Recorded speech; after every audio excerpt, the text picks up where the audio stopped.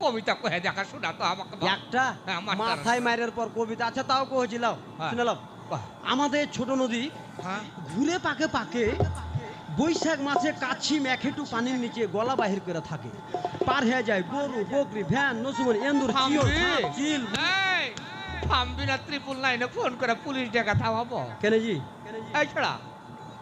হবে